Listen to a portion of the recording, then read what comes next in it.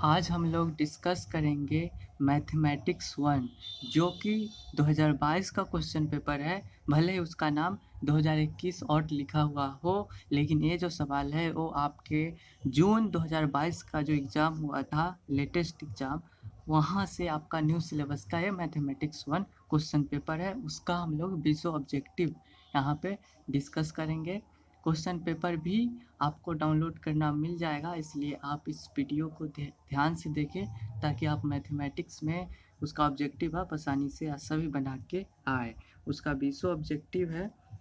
तो group A का पहला जो क्वेश्चन है वो आपकी स्क्रीन पे होगा। यहाँ पे भी मैं बता दे रहा हूँ, चूँकि हम पीडीएफ से ही उसका सही आंसर बता देते, लेकिन यहाँ पे जो हो रही है कि आपको क्या कहते हैं, मैथ है यानी कि कैलकुलेशन होगा, इसलिए मैं कॉपी की सहायता से आपको बना करके बताऊंगा।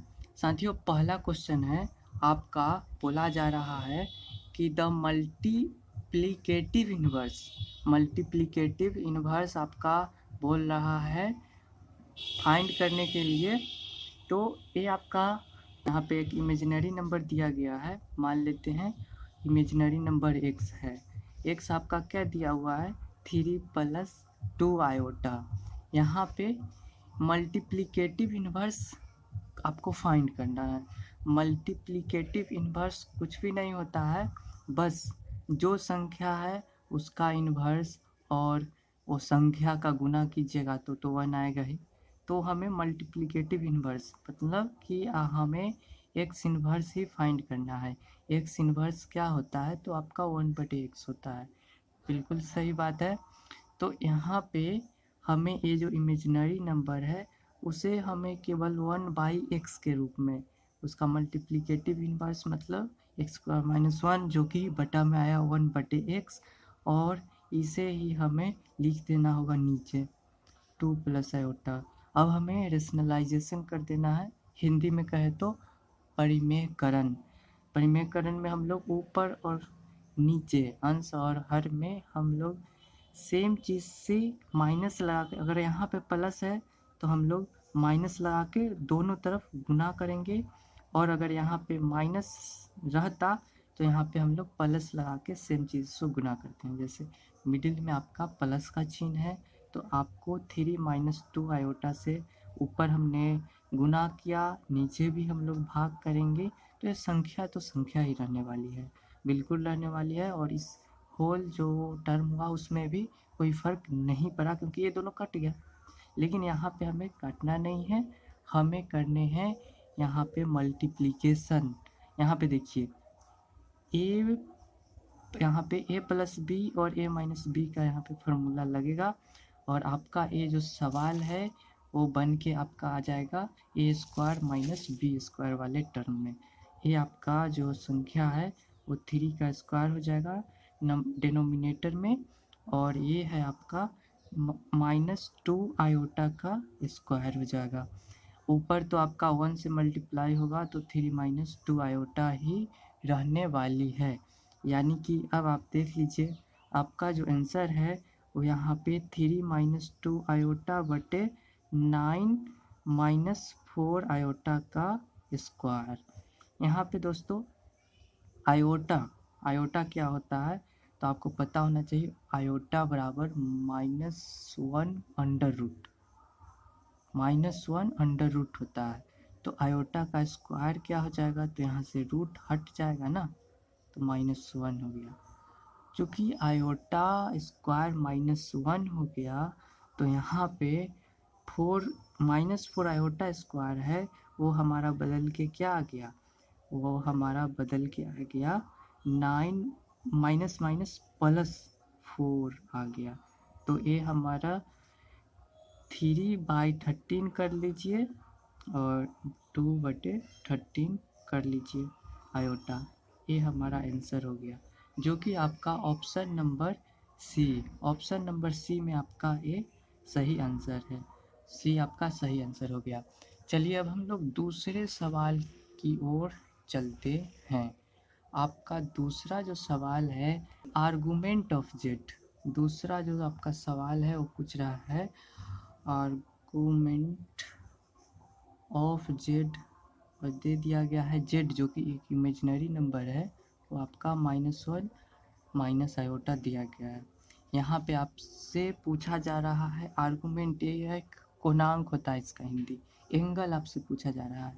यहाँ पे जेड जो है वो आपका इमेजिनरी नंबर है, ठीक है। जेड आपका दिया हुआ है इमेजिनरी नंबर।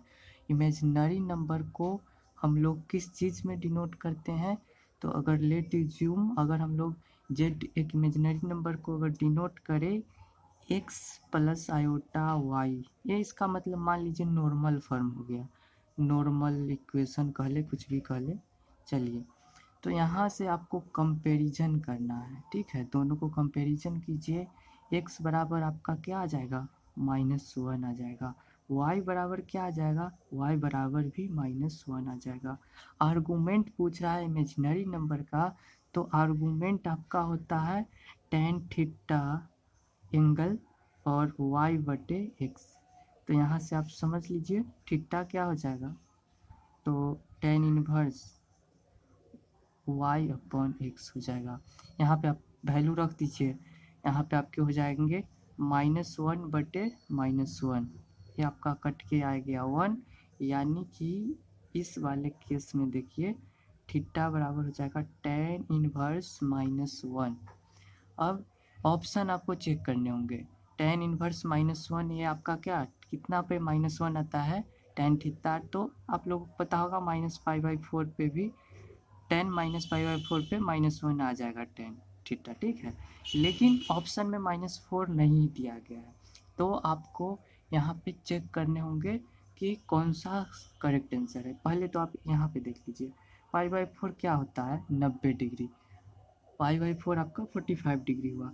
45 डिग्री आपके एक्स एक्सिस पे लगभग मिडिल में हुआ, यहाँ पे 45 डिग्री। तो अब जब हम लोग या फिर π/4 यहाँ पे अगर हम लोग चले तो यहाँ पे 2π/4 हो जाएगा, 2π/4 हो जाएगा 90 डिग्री π/2, ठीक है। अगर हम लोग फिर मिडिल में आते हैं 45 डिग्री और बढ़ते हैं तो हमारा जो कोण है वो 3π/4 आ जाएगा। अगर हम लोग 45 डिग्री और बढ़ते हैं, π/4 और बढ़ते हैं, तो हमारा यहाँ पे 4π/4 आ जाएगा। और फिर हम लोग एक और पहले देखिए ऑप्शन सी नंबर आपका है 3π/4, 3π/4।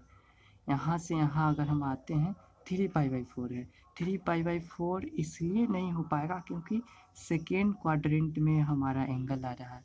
एंगल अगर सेकेंड क्वाड्रेंट में आए तो सेकेंड क्वाड्रेंट में tan क्या होता है, निगेटिव होता है। और फोर्थ क्वाड्रेंट में आपका tan निगेटिव होता है। फिफ्थ क्वाड्रेंट में tan आपका पॉजिटिव होता है। तो ऑप्शन में आपके फोर्थ क्वाड्रेंट मतलब एक बार और π/4 अगर बढ़ते हैं तो 5π/4 हो जाएंगे यहाँ पे। लेकिन निगेटिव tan आपका कहाँ पे आ रहा है, सेकेंड क्वाड्रेंट में tan आपका निगेटिव है। तो हमारा जो यहाँ पे tan 3π/4 है वो हमारा उसका जो वैल्यू है वो -1 होगा। क्यों, क्योंकि π/4 का वैल्यू tan में हमेशा क्या रहने वाला है, 1 या फिर +-1 रहने वाला है। अब 3π/4 वो थर्ड क्वाड्रेंट में सेकेंड क्वाड्रेंट में जा रहा है, तो उसका मतलब कि हम लोगों का जो 3π/4 आंसर है वही सही हो जाएंगे। तो ऑप्शन नंबर बी आपका राइट आंसर हो गया। थर्ड नंबर है द पार्शियल फ्रैक्शन। यहाँ पे आपसे बोला जा रहा है पार्शियल फ्रैक्शन निकालने को। पार्शियल फ्रैक्शन क्या चीज़ का, तो एक संख्या दे दिया गया है, यहाँ पे संख्या दे दिया गया है।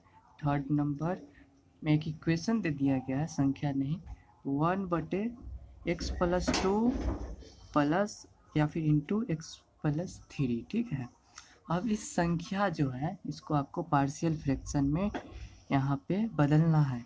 पार्शियल फ्रैक्शन का एक यहाँ पे फार्मूला कह ली, जो बनाने का मेथड है वो हमें एक बार एक जो फैक्टर है उसको लिख देना होता है, a प्लस में करके लिख दीजिए क्योंकि ये लीनियर इक्वेशन है, और प्लस b/x+3 लिख देना होता है।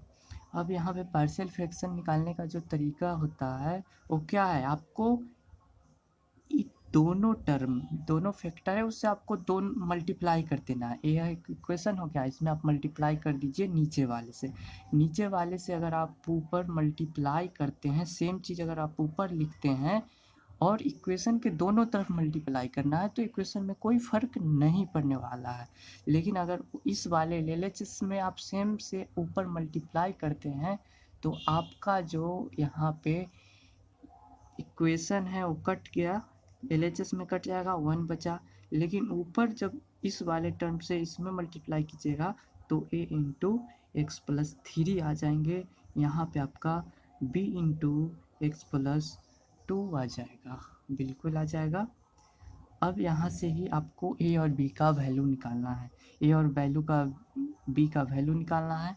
तो आप यहाँ पे कंपैरिजन करके भी निकाल सकते हैं। यहाँ पे हम लोग डायरेक्ट एक बार हम क्या करेंगे, x के जगह पे हमें a का वैल्यू निकालना है तो हमें इस वाले टर्म को 0 कर देना है। x प्लस टू को अगर हम लोग 0 बराबर में रखते हैं तो x बराबर -2 आ गया। तो एक वाले केस में हम लोग x बराबर केस वन में हम लोग x बराबर क्या पुट करेंगे, -2। तो -2 पुट करेंगे तो a हमारा 1 तो 1 ही रहेगा, a के जगह पे ये रहेंगे, x के जगह पे -2 प्लस 3 और यहाँ पे b के जगह पे आप देख लीजिए -2 प्लस 2, ए तो आपका टर्म 0 हो गया। यहाँ पे देख लीजिए, यहाँ पे आपका a आएगा a इंटू 1 तो वो a ही हुआ ना। तो a बराबर हमारा वैल्यू क्या निकल के आ गया, a बराबर हमें मिल गए हैं 1। तो हमें अब b को अगर जब निकालने हो तो हमें क्या करना होगा, b को निकालने के लिए इस वाले टर्म को हमें 0 कर देना होगा। इस वाले टर्म को 0 करने के लिए आपको x के जगह पे -3 रखना होगा। केस 2 आप देख ही लीजिए, जो बना करके बताया जाए तो देख लीजिए। केस 2 में हमें क्या करना है, x प्लस 3 बराबर 0 पुट करने, यानी कि x बराबर हमें -3 पुट करना है। यहाँ पे -3 पुट कीजिएगा तो हमारा दूसरा इक्वेशन जो है वो बन के आ जाएंगे।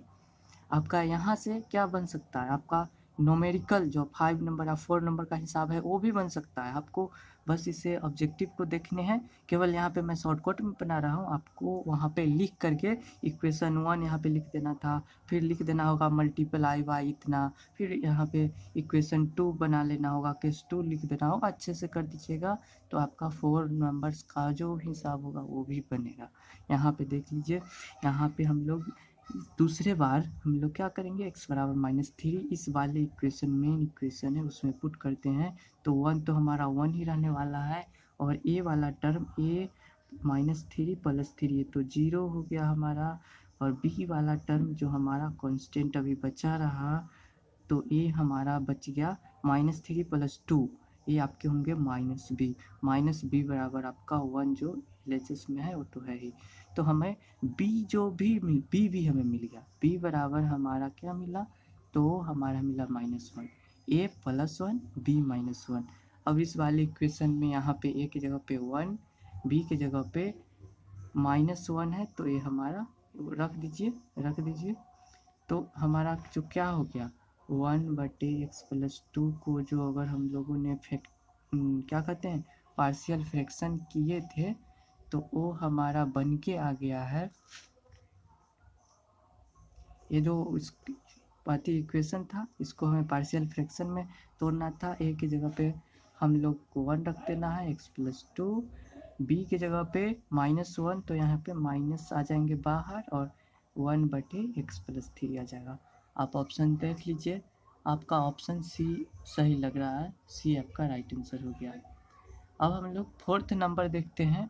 वीडियो 3 हिसाब में ही 14 मिनट हो चुका है, थोड़ा माफ़ कीजिएगा। अगर आप पूरा वीडियो देखते हैं तो आपको बहुत लाभदायक होंगे। आप अभी तक कैसे भी पढ़ाई किए हो उससे कोई फ़र्क नहीं पड़ता है, आपको अच्छे नंबर आना तय है। ये डिप्लोमा मैथमेटिक्स 1 का सवाल का हम लोग 4th नंबर चल रहे हैं, ठीक है।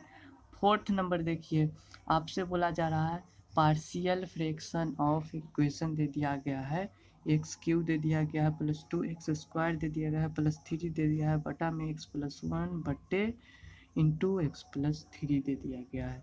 यहाँ पे देखिए ऊपर का पावर नीचे का पावर आपको चेक करना है। इसका पार्शियल फ्रैक्शन नहीं निकलेगा। क्यों नहीं निकलेगा? मतलब इस वाले मेथड से जो अभी हम लोग बनाए हैं उस वाले मेथड से नहीं निकलेगा। इसका भी निकलेगा लेकिन हम लोग को भाग दे के बनाना होगा। अलजेब्रा का भाग भी होता है, आप लोग किए होंगे, 10th में भी करना होता है तो किए होंगे। यहाँ पे देखिए अगर यहाँ पे नमरेटर का पावर ग्रेटर है, अंश का पावर क्या है 3 है, और नीचे का पावर अगर हम लोग मल्टीप्लाई भी करते हैं तो x से x गुना होगा तो x² ही रहने वाला है। 3 बड़ा है 2 से, बिल्कुल बड़ा है। यानी कि अंश को हम लोग अगर नमरेटर कहते हैं और डिनोमिनेटर को अगर हम लोग d बोलते हैं तो n का जो पावर है वो आपका d से बड़ा है। तो ये जो केस हो ऐसा हो या फिर n d के बराबर भी क्यों ना हो, इसका भी पावर अगर 3 रहता, नीचे का भी पावर और ऊपर का भी पावर 3 रहता, या फिर अभी तो नीचे का 2 ही है यानी कि छोटा है, या फिर ऊपर वाला बड़ा हो नीचे वाले क्या या फिर बराबर हो, उस केस में ये जो फंक्शन है पार्शियल फ्रैक्शन ये इम्प्रॉपर पार्शियल फ्रैक्शन कहलाया जाएगा। और इस वाले केस जो हम लोग ये वाला हिसाब देखिए, यहाँ पे नीचे पावर 2 था ऊपर पावर कुछ भी नहीं था, ये तो आपका प्रॉपर फंक्शन हुआ। ऊपर अगर x भी रहता तो भी नीचे का पावर बड़ा है ऊपर के पावर से, तो इस ये अभी तक ये प्रॉपर फंक्शन रहता। यानी कि अगर क्या बोलते हैं नोमिनेटर और डिनोमिनेटर में लिखे तो प्रॉपर फंक्शन आपका वही हो सकता है जब प्रॉपर फंक्शन कि आपका नमरेटर या फिर अंश हर लिखे, चलिए अंश का जो पावर है नमरेटर का पावर वो छोटा होगा डिनोमिनेटर से, इसी केस में फंक्शन आपका प्रॉपर होगा। तो यहाँ पे देख लीजिए ये जो हिसाब दिया हुआ है उसको तो इस वाले केस को फॉलो कर रहा है। एन यहाँ पे नमरेटर का पावर भरा है डिनोमिनेटर से, इसलिए ये फंक्शन हमारा इम्प्रॉपर फंक्शन हो गया। ये कंसेप्ट भी आपको समझ में आ गए हैं। और मैं बोलने को तो एक बार में ही बोल देता कि इम्प्रॉपर फंक्शन है लेकिन फ्रैक्शन है, मैं माफ़ कीजिएगा फंक्शन बोलता रहा, ये फ्रैक्शन है। तो आपका option number B right answer है। फिफ्थ नंबर बोला जा रहा है the number of term in the binomial expression is. यहाँ पे एक इक्वेशन दे दिया गया है 1+x, यहाँ पे पावर 5 दे दिया गया है। यही में पूछ रहा है कि अगर आप इसको एक्सपेंड कीजिएगा, इसको बनाइएगा तो इसमें बहुत सारे टर्म आएंगे। वो टर्म कितना होगा, नंबर ऑफ टर्म क्या होगा? तो नंबर ऑफ टर्म निकालने का एक फार्मूला होता है, सिंपल सा फार्मूला होता है। देख लीजिए a+b का हम लोग होल स्क्वायर करते हैं तो हमें 3 टर्म मिलते हैं। 3 टर्म क्या क्या है, a² + b² + 2ab। यहाँ पे देख लीजिए यही 3 टर्म मिलते हैं। एक आप क्या टर्म हो गया, आपका 3 टर्म हो गया।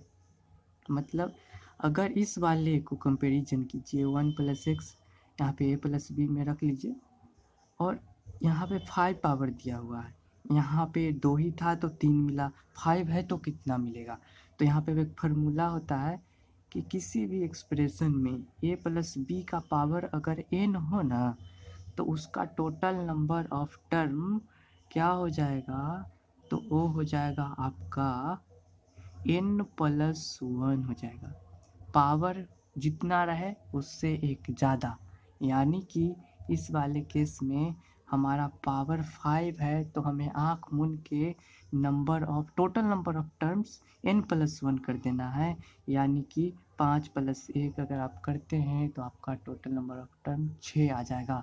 एक और एक्स्ट्रा कंसेप्ट आप देख लीजिए, आप ऑप्शन देख लीजिए, आपका सी राइट है। एक और एक्स्ट्रा कंसेप्ट ये रहा कि अगर यहाँ पे 2 वेरिएबल थे लेकिन अगर यहाँ पे 3 वेरिएबल दे दिया जाए और उसका पावर आपका n दे दिया जाए तो उस वाले केस में आपका टोटल नंबर ऑफ टर्म्स क्या होंगे। तो ए वाला फार्मूला कुछ कठिन है, n+1 n+2 बटे आपके यहाँ पे हो जाएंगे 2 हो जाएंगे ना। यहाँ पे देख लीजिए, मान लीजिए कि a प्लस बी प्लस सी का होल स्क्वायर क्या होता है, तो इसमें 6 टर्म आते हैं, आपको पता होगा, ठीक है। 6 टर्म आते हैं, इस वाले फार्मूला में रख दीजिए, इस वाले फार्मूला में 6 आता है कि नहीं। यहाँ पे n क्या है, n वाला यहाँ पे 2 है, 2 यहाँ पे रख लीजिए इस वाले फार्मूला में, तो 2 + 1 3 और 2 + 2 4, यानी कि ऊपर हो जाएगा 12/2, यानी कि 6 आ रहा है। ये फार्मूला भी आप अगर एक्स्ट्रा में जानना चाहे तो समझ लीजिए। एक और फार्मूला भी मैं आपको बता देता हूँ, अगर 4 टर्म हो, a plus B plus C plus D, a term हो ना का पावर n हो, तो इसका जो आपको निकालने होंगे टोटल नंबर ऑफ टर्म्स, तो वो आपका हो जाएगा n + 1 plus n + 2 plus n + 3, ठीक है। और फैक्टोरियल 3 जो कि आपका 3 × 2 × 1 होता है, 3 × 2 × 1 होता है, यानी कि वो आपका 6 हुआ। तो फैक्टोरियल 3 या फिर 6, तो ये दो चीज़ आपको ध्यान देने हैं तो दीजिए, अन्यथा प्रथम वाला जो 2 वेरिएबल हो तो n + 1 सिंपल होता है, उसे ही आप याद रखें, ठीक है। अब चलिए हम लोग नेक्स्ट सवाल पे चलते हैं। छठा वाला भी कंसेप्चुअल है, आपको 6 नंबर यहाँ पे देख लीजिए, वो आपका अब क्या बोल रहा है कि इफ़ NP 3 = 210 दे दिया गया है। अब आपको n फाइंड करने हैं, n बराबर व्हाट, ठीक है, n बराबर फाइंड करने हैं। यहाँ पे आपको फार्मूला याद होना चाहिए, यहाँ पे बाइनोमियल कुछ है, यहाँ पे फार्मूला क्या होता है, NPR बराबर क्या फार्मूला होता है, मैं आपसे पूछना चाहता हूँ, आपने पढ़ा है तो आपको याद होने चाहिए। तो फार्मूला होता है n फैक्टोरियल बटे n माइनस r का फैक्टोरियल। यहाँ पे फार्मूला में पुट कर दीजिए। यहाँ पे हम लोगों का n तो कुछ दिया नहीं है, r हमारा 3 दे दिया है, ठीक है, r हमारा यहाँ पे 3 है, नीचे वाला होता है वही ना r है, तो r हमारा 3 है और उसका वैल्यू हमें 210 दे दिया है। तो यहाँ पे देखिए फार्मूला पे यहाँ पे रखिए, n तो हमें n ही दिया है, हमें निकालना है। अब हमें n-3 का हमें फैक्टोरियल निकालना है और बराबर में हमारा 210 दिया गया है, वो हमने रख दिया। यहाँ पे देखिए n जो है, n फैक्टोरियल, जैसे 3 का फैक्टोरियल क्या होता है, 3 × 2 × 1 होता है, मतलब घटते 1 तक चले आना है। ठीक उसी प्रकार से n का फैक्टोरियल है, n का फैक्टोरियल क्या होगा, n का फैक्टोरियल आपका हो जाएगा n और फिर n-1, फिर n-2, फिर ऐसे घटते घटते आपका क्या आ जाएगा 1 तक आ जाएगा, मतलब 3 2 1 सारा मल्टीप्लाई में, ठीक है। यहाँ पे ध्यान दीजिएगा, ये होता है n फैक्टोरियल का मतलब। तो यहाँ पे n फैक्टोरियल को अगर हम लोग यहाँ पे लिख दे इसी वाले में, तो हमारा n × n-1 into n-2 into n-3 और घटते घटते 1 तक चला आएगा। लेकिन हमें यहीं पे रोक देते हैं और इसको फैक्टोरियल में डाल देते हैं।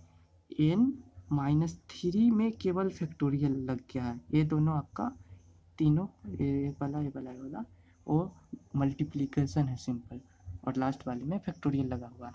बटा में यहाँ पे फैक्टोरियल दिया हुआ है n-3 का फैक्टोरियल, तो ऊपर से नीचे कटा, बिल्कुल कटा, ये हमारा क्या आया n × n-1 इंटू n-2 और बराबर में हमारा 210 दिया हुआ है, वो आ गया।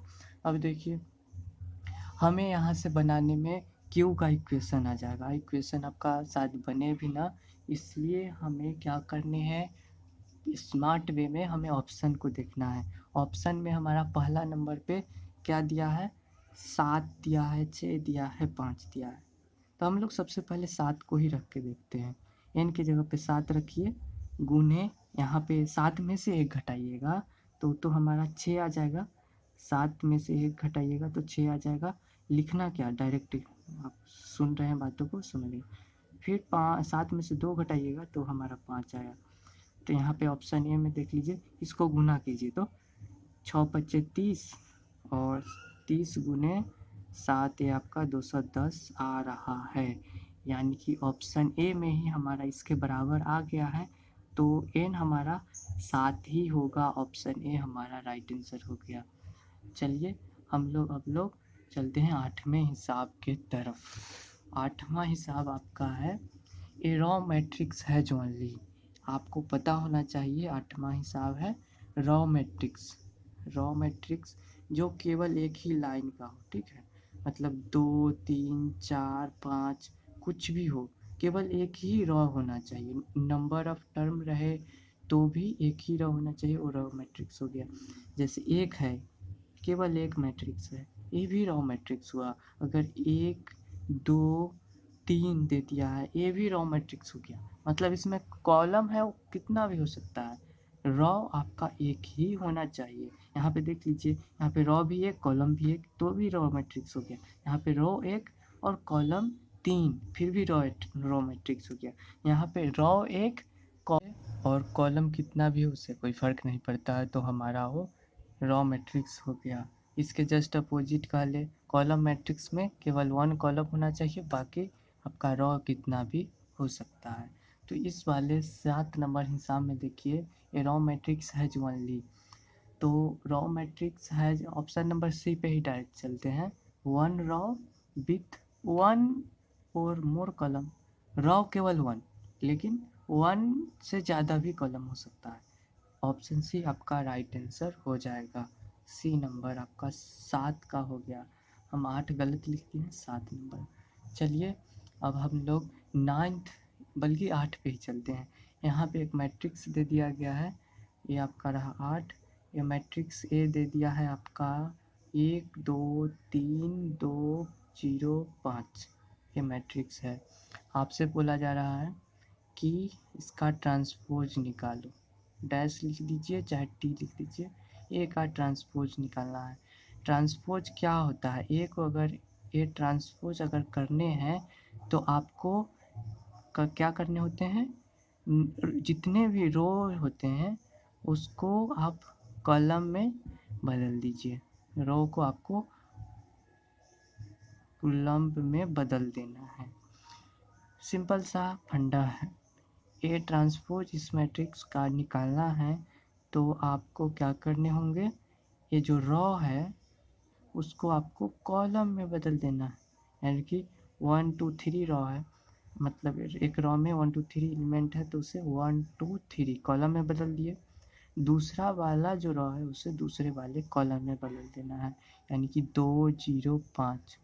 ये आपका बन के तैयार हो गया मैट्रिक्स ए का transpose. Option C number B number में आपका सही आंसर लग रहा है, बी आपका राइट आंसर हो गया। 9th नंबर में आपसे बोला जा रहा है ये 1 2 3 x बराबर 0। यह आपका डिटर्मिनेंट दे दिया गया है। डिटर्मिनेंट में आपको पता है कि क्रॉस मल्टीप्लिकेशन होता है और माइनस कर दिया जाता है, तो 1 से x में मल्टीप्लाई कीजिएगा तो आपके आएंगे x, ठीक है। और फिर 3 में 2 से मल्टीप्लाई कीजिएगा तो 6 आएगा और -6 लिखाएगा, बराबर में आपका 0 है तो 0 ही रहेगा। तो यहाँ पे x हमारा आ गया 6, तो इसका आंसर 9 का सी हो जाएगा, 9 का सी। 10 नंबर देखिए, ये आपसे बोला जा रहा है कि which one of the following is correct. यहाँ पे इन्वर्स मैट्रिक्स का कुछ प्रॉपर्टी आपको पता होने चाहिए, तब जाके आप ये बना पाइएगा। प्रॉपर्टीज को मैं यहाँ पे लिख ही देता हूँ। यहाँ पे पहला जो ऑप्शन है ए बी पर का इन्वर्स निकालिएगा तो हमारे बी इन्वर्स ए इन्वर्स आएंगे। ऑप्शन ए ही आपका, ऑप्शन ए जो है ना यही आपका राइट है। इसका फार्मूला जो होता है वो आप ऐसे याद रख लीजिए, ए बी सी करके 3 मैट्रिक्स को मल्टीप्लाई किया गया हो उसका इन्वर्स करना है, तो लास्ट वाला का इन्वर्स इनटू फिर बी का इन्वर्स इनटू ए का इन्वर्स। ये वाला आप समझ लीजिए। तो इस वाले को भी आप प्रॉपर्टीज आपको पता होनी चाहिए, यही प्रॉपर्टीज होता है। ये हो गया। अब एक और प्रॉपर्टीज देख लीजिए, जैसे ए के पावर -1 और फिर ए का, और फिर उस पर भी अगर आप इन्वर्स करते हैं तो अब सिंपली ये पहले वाला ही आ जाएगा। 2 बार इन्वर्स कीजिएगा तो ये आ जाएगा, ठीक है। अब एक और होता है के और ए का पावर कुछ ऐसा कर दे, 1 कर दे, तो यहाँ पे 1/k इंटू ए इन्वर्स आ जाते हैं। कांस्टेंट 1/k में के रूप में परिवर्तित हो जाएगा। 11 ये आपका बोल रहा है साइन 15 का मान बताना है। आपको पता होना चाहिए 15 डिग्री को क्या हम ऐसे लिख सकते हैं, 45 डिग्री माइनस 30 डिग्री, यानी कि अगर हमें थीटा को अगर हम लोग a माइनस बी के रूप में लिखे तो क्या हो जाएंगे, साइन थीटा, फिर साइन लगा दे तो sine a plus a minus B का फार्मूला से आप यहाँ से अगर आपको 15 डिग्री का मान नहीं भी है तो भी आप निकाल सकते हैं। साइन 15 का निकालना है तो आपको साइन 45 डिग्री माइनस 30 डिग्री पर फार्मूला पर बैठा दीजिए। साइन ए माइनस बी क्या होता है, साइन ए माइनस बी आपका होता है sine A into cos B into minus minus cos A into sine B. तो इस वाले फार्मूला पे आप बैठा दीजिए। यहाँ पे 45 डिग्री, यहाँ पे 30 डिग्री, यहाँ पे 30 डिग्री, यहाँ पे 45 डिग्री। आपका जो आंसर है वो आपको कमेंट में बताना है या फिर डायरेक्ट बी नंबर आपका सही है, ठीक है। 12वां नंबर आपको दिया गया है साइन ए बराबर 4/5, ठीक है। अब आपसे पूछा जा रहा है cos 2a का वैल्यू निकालो। अब cos 2a का आपको फार्मूला पता होना चाहिए। cos 2a बराबर आपका क्या होता है, वो आपका होता है 2 फार्मूला होता है, 3 फार्मूला cos स्क्वायर ए माइनस साइन स्क्वायर ए, ये आपका फार्मूला हो गया। या फिर एक और फार्मूला हो गया, वो है आपका cos के टर्म में 2 cos स्क्वायर ए माइनस 1। एक और फार्मूला होता है 1 माइनस 2 साइन स्क्वायर ए। तो ये वाले फार्मूला आपको आ रहे हैं, अगर नहीं भी याद है तो इसको साइन ए को कॉस में बदल लीजिएगा तो 3/5 आ जाएगा। इस वाले में रख के भी बन सकता है, डायरेक्ट इस वाले फार्मूला में रखिए, बहुत अच्छी बात है। इस वाले में हम लोग साइन दिया गया है तो 1/2 इंटू साइन ए का होल स्क्वायर यानी कि 4/5 का होल स्क्वायर करते हैं तो ऊपर हमारा आ गया 16 इंटू 2 इधर है तो 2 इधर लिख दिया हूँ 25, यहाँ पे आ गए हैं 32। ये ऊपर वाला आपका हो गया 32, यानी कि एलसीएम लीजिएगा तो 25 माइनस 32 बटे आपका 25, जो कि आपका आ गया कॉस साइन 15 नहीं कॉस 2a का फॉर्मूला है ना, तो ए आपके आ जाएंगे 2a, तो ऊपर आएगा -7 बटे नीचे 25। ऑप्शन देख लीजिए, सी आपका राइट आंसर। 13 नंबर चलते हैं। The principal value of tan inverse -√3। Principal value कुछ नहीं होता है, मिनिमम एंगल में ही कम से कम। प्रिंसिपल वैल्यू tan का क्या होता है, -2/2 से π/2, मतलब इसी के बीच का कोई एंगल आपको बता देना है, इसका कितना एंगल पे tan -√3 आए। तो यहाँ पे आपका हो जाएगा, देखिए tan 60 डिग्री पे √3 आता है ना, 60 डिग्री पे आपका √3 आता है, तो √3 आता है। लेकिन अगर हम लोग उल्टा चल जाए, क्लॉक वाइज अगर हम लोग 30 डिग्री 60 डिग्री चले तो फोर्थ में चूँकि हमारा क्या होता है, फोर्थ क्वाड्रेंट में tan निगेटिव होता है तो हमारा -√3 आ जाएगा, यानी कि 60 डिग्री अगर हम लोग एंटी क्लॉक वाइज चले तो -60 डिग्री लिखाता है, यानी कि -π/3। यही हमारा राइट आंसर हो जाएगा। आपको ऑप्शन बी में सही लगेगा, -π/3 आपके -√3 का वैल्यू -√3 वैल्यू देता है। अब 14 नंबर है आपका, देख लीजिए cos 36 डिग्री। cos 36 डिग्री दे दिया गया है √5 + 1/4। अगर ये वैल्यू दिया गया है तो हमें साइन 54 का मान पूछ रहा है। अब बताइए साइन 54 को क्या हम लोग लिख सकते हैं cos 90 minus theta cos 90 minus 36 degree, तो ये तो हमारा cos 36 होता है ना, यानी कि साइन 54 और cos 36 बराबर होता है, इसलिए हमारा साइन 54 भी √5+1 हो गया। क्योंकि इस यहाँ पे फार्मूला का जो उपयोग हुआ है वो आपने पढ़ा होगा, cos 90 माइनस थीटा, ये क्या होता है, तो आपका साइन थीटा होता है, एज इट इज साइन यहाँ पे 90 माइनस थीटा हो, वो भी आपका cos थीटा के बराबर होता है। यही फार्मूला का उपयोग किया गया है, और ये हमारा cos 36 और साइन 24 का जो एंगल है, इस एंगल पे दोनों बराबर होंगे। यहाँ पे अब हम लोग 15 नंबर पे चलते हैं। 15 नंबर क्वेश्चन आपसे बोला जा रहा है, यहाँ पे एक स्ट्रेट लाइन को आपको पढ़ना पड़ेगा। 15 नंबर आपका स्ट्रेट लाइन का यहाँ पे क्वेश्चन है, बोला जा रहा है the slope of the straight line 2x, यहाँ पे स्लोप निकालना है, ठीक है, स्लोप निकालना है, और इक्वेशन या फिर स्ट्रेट लाइन जो दिया है वो आपका है 2x + 5y + 6 = 0, इसका स्लोप निकालना है। स्लोप का जनरल या नॉर्मल फॉर्म वो क्या होता है, तो होता है आपका y बराबर mx + c, यहाँ पे m जो है यही आपका स्लोप हो गया। तो यहाँ पे कुछ नहीं, बस इस वाले जनरल या नॉर्मल फॉर्म में इसको कन्वर्ट कीजिए, और x का जो यहाँ पे मल्टीप्लिकेशन होगा, कांस्टेंट होगा, वही आपका स्लोप हो जाएगा।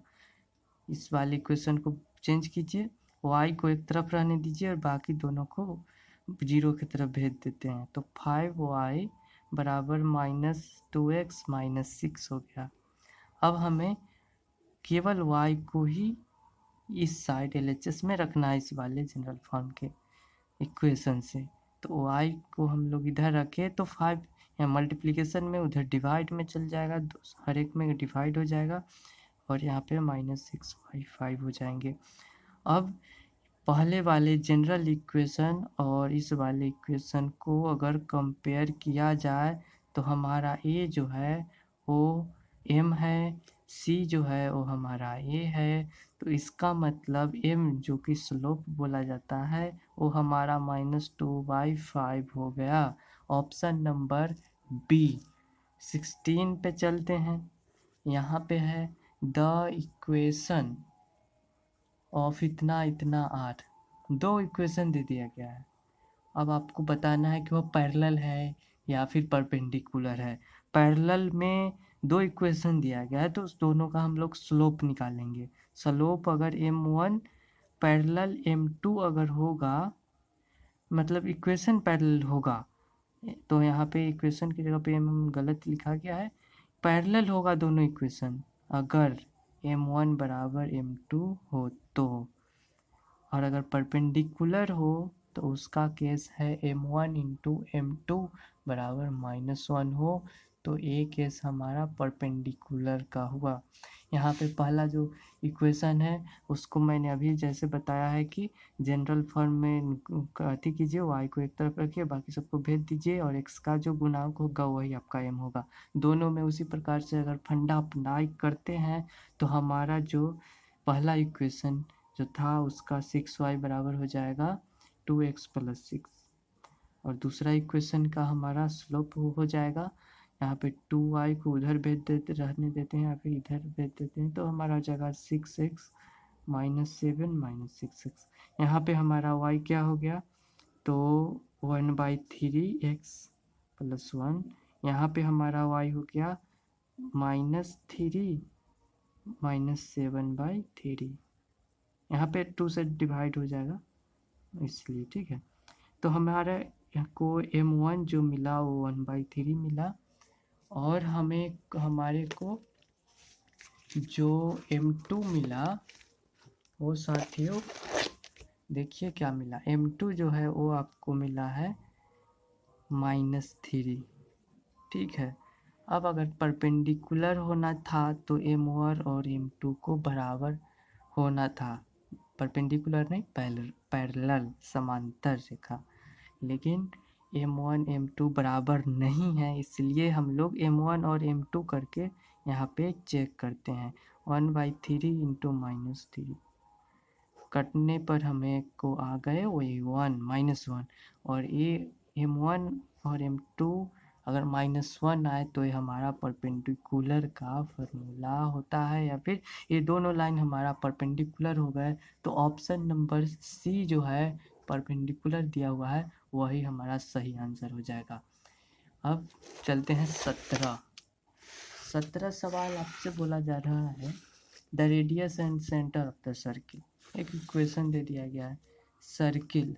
पहले तो मैं लिख देता हूँ, सर्कल का जो इक्वेशन जो होता है वो आपका क्या होता है, जनरल इक्वेशन या फिर नॉर्मल फॉर्म, जो भी हो कुछ भी हो, ये हमारा होता है। कुछ फार्मूला मैं लिख देता हूँ। जनरल इक्वेशन आपका होता है x² + y² + 2gx + 2fy + सी, डायरेक्ट हम सी लिख देते हैं, ठीक है, बराबर 0। ये हो गया आपका इक्वेशन, सर्किल का इक्वेशन। इसे आप इस प्रकार से भी लिख सकते हैं x - a का होल स्क्वायर + y - b का होल स्क्वायर बराबर r²। ये भी हो सकता है, लेकिन इसको ही यहाँ पे इस वाले एक अच्छे से फॉर्म में बना दिया गया है। अगर यहाँ पे हमसे रेडियस पूछा जाए, इस जो पहला वाला है ये वाला इक्वेशन है उसका, तो हमारा जो रेडियस का हमारा जो ओरिजिन है उस सर्किल का सेंटर क्या हो जाएगा, तो -g और -f, ये हमारा सेंटर हुआ। तो कंपेयर आपको करना होगा, यहाँ पे g और f प्लस में है लेकिन जो सेंटर है वो हमारा माइनस में हो जाएगा, और हम लोग का रेडियस हो जाएगा इस वाले ऊपर वाली इक्वेशन में, वो हमारा हो जाएगा √g² + f² - c।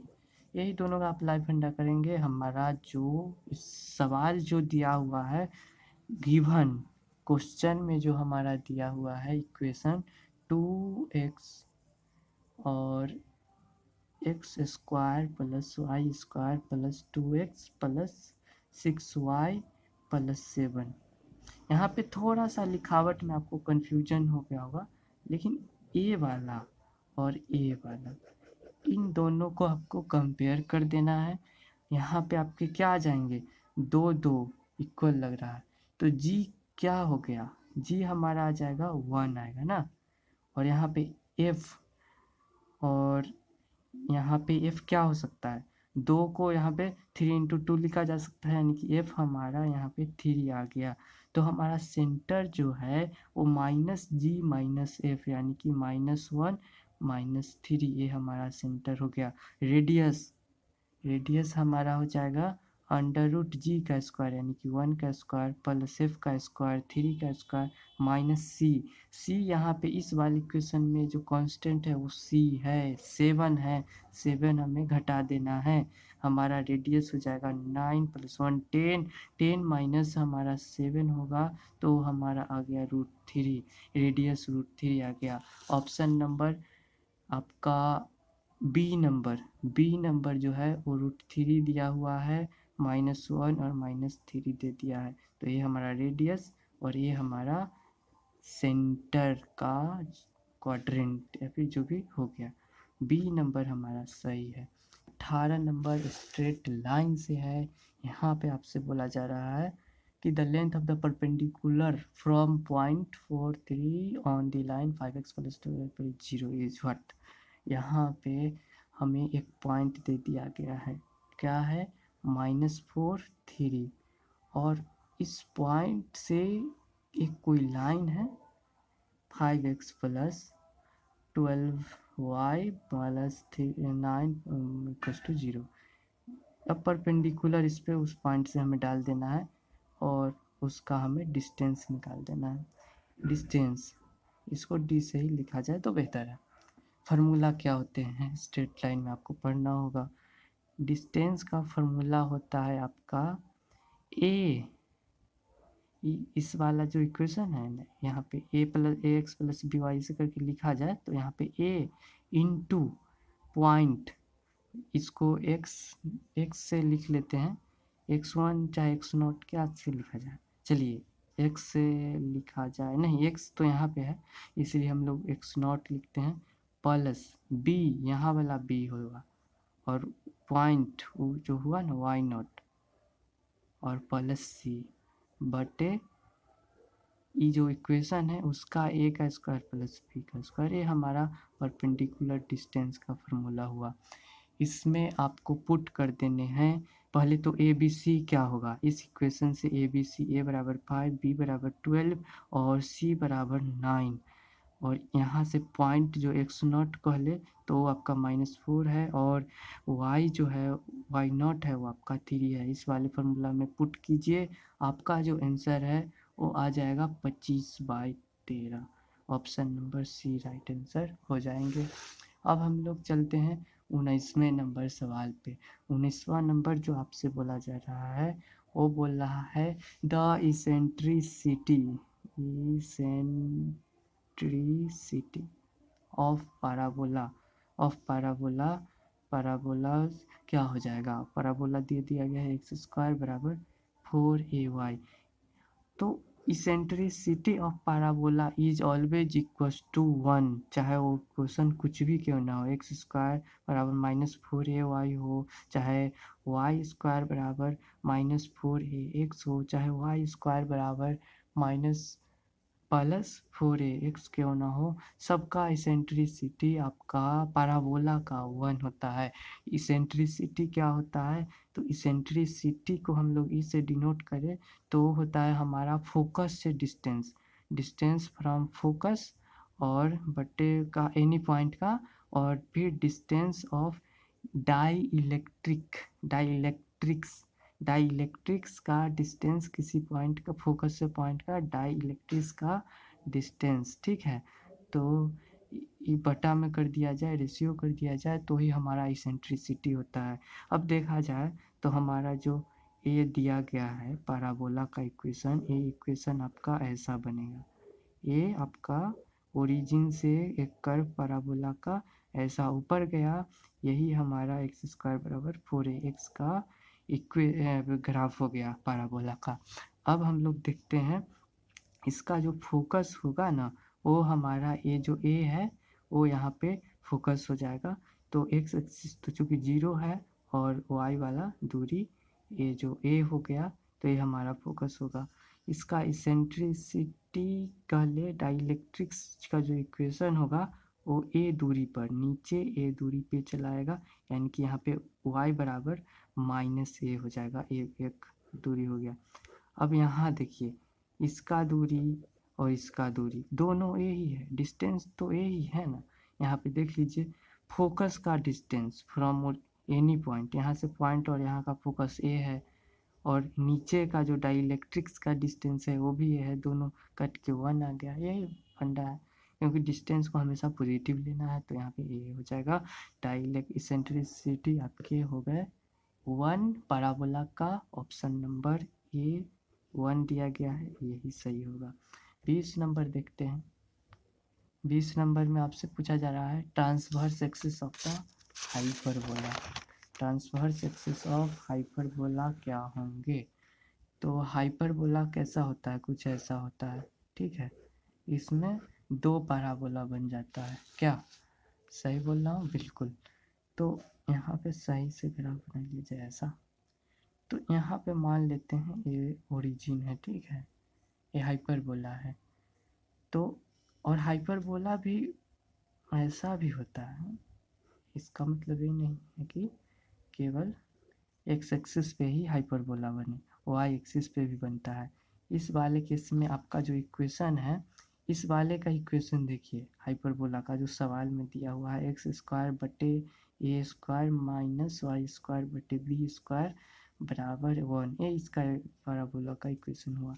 लेकिन जो इसका पहले जो वाई एक्सिस पर जो पैराबोला बना है उसका इक्वेशन हो जाएगा आपका y², मतलब पॉजिटिव रहेगा। यहाँ पे a² लिखिए चाहे b² लिखिए, ए बी कुछ भी नीचे डालिएगा वो यहाँ पे इसका फोकस है, जो डालिएगा वो यहाँ पे फोकस ए में चाहे बी में कन्वर्ट हो जाएंगे, और फिर x² बटे b² ले लेते हैं बराबर 1। ये इसका ग्राफ ये हो गया, इसका ग्राफ ये हो गया। एक सवाल लिया गया है हमारा ऐसा, ठीक है, तो इसका ग्राफ ये होगा। अब यहाँ पे सबसे महत्वपूर्ण बात, कंजुगेट एक्सिस और ट्रांसवर्स एक्सिस आपको पता होना चाहिए।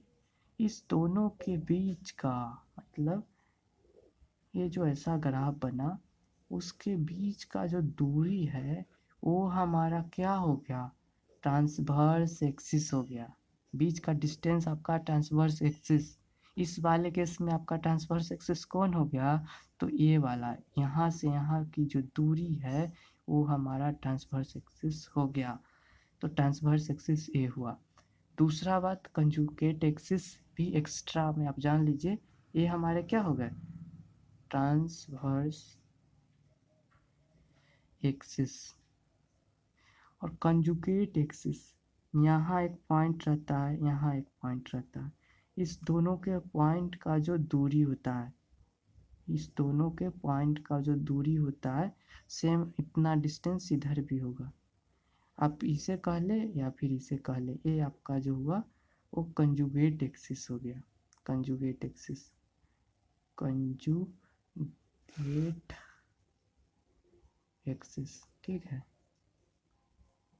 ट्रांसवर्स एक्सिस ए वाला, कौन वाला, तो ए वाला और ए वाला, ये दोनों कंजुगेट एक्सिस हो गए।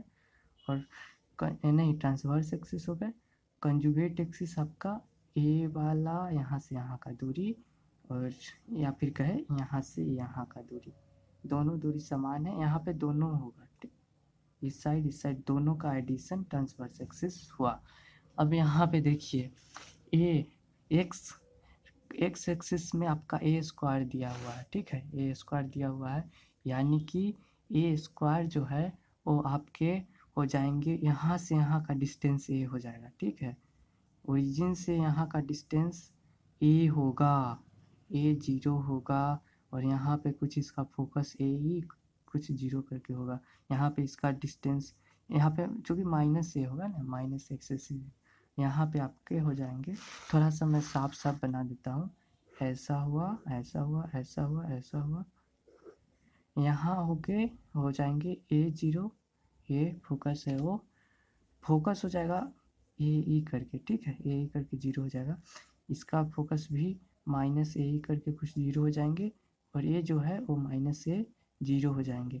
अब कंजुगेट एक्सिस आपका ए दोनों हुआ, तो यहाँ से यहाँ का दूरी ए, चूँकि दूरी तो पॉजिटिव होती है डिस्टेंस, और यहाँ से यहाँ भी ए, तो ये हमारा बन के तैयार हो गया 2a। तो हमारा जो ट्रांसवर्स एक्सिस है वो क्या हुआ, 2a आ गया distance. Option number C number आपका राइट आंसर है।